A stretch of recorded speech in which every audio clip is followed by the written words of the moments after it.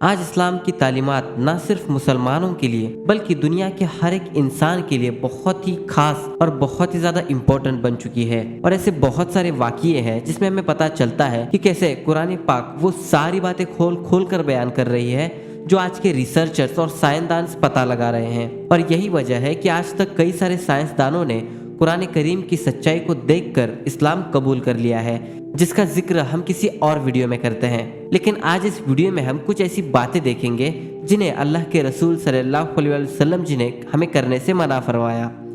सबसे पहले अल्लाह के रसूल ने आधी धूप और आधी छांव में बैठने से मना फरमाया। पहली बात तो यह है कि धूप हम इंसानों के लिए बहुत ही ज़्यादा यूज़फुल होती है और इसके हमारे जिस्म के लिए बहुत ही ज़्यादा फ़ायदे भी होते हैं। जैसे कि धूप से हमें विटामिन्स मिलते हैं, पेड़ पौधों के लिए फोटोसिंथेसिस करना बहुत ही आसान हो जाता है और उसी के साथ साथ जानवरों के लिए भी इसके कई सारे फ़ायदे हैं। लेकिन यहाँ पर समझने वाली बात यह है कि अल्लाह के रसूल ने आधी धूप और आधी छांव में बैठने से ही मना फरमाया है।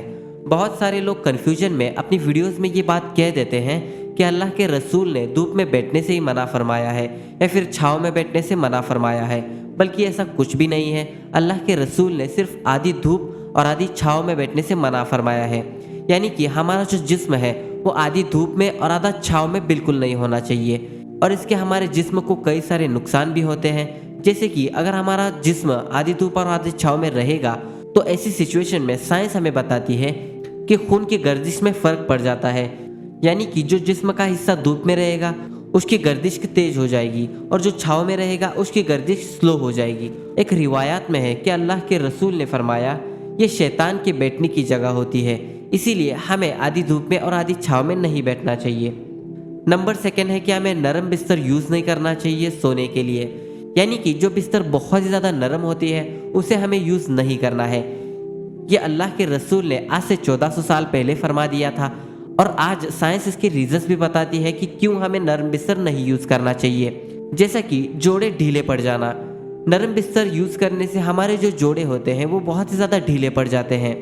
उसी के साथ साथ सुस्त हो जाना, इससे हमें सुस्ती भी बहुत ज़्यादा महसूस होने लगती है और उसी के साथ साथ गुर्दे पर बहुत ही ज़्यादा प्रेशर पड़ जाता है जिससे गुर्दे को सूजन आ सकती है। और नरम बिस्तर यूज़ करने से रीढ़ की हड्डी कमज़ोर हो सकती है और उसी के साथ साथ बच्चों पर भी इसका बहुत ही बुरा असर पड़ता है, जैसे कि बच्चों की हड्डियाँ कमज़ोर होती है और उसमें उनको बहुत ज़्यादा तकलीफ होने लगती है।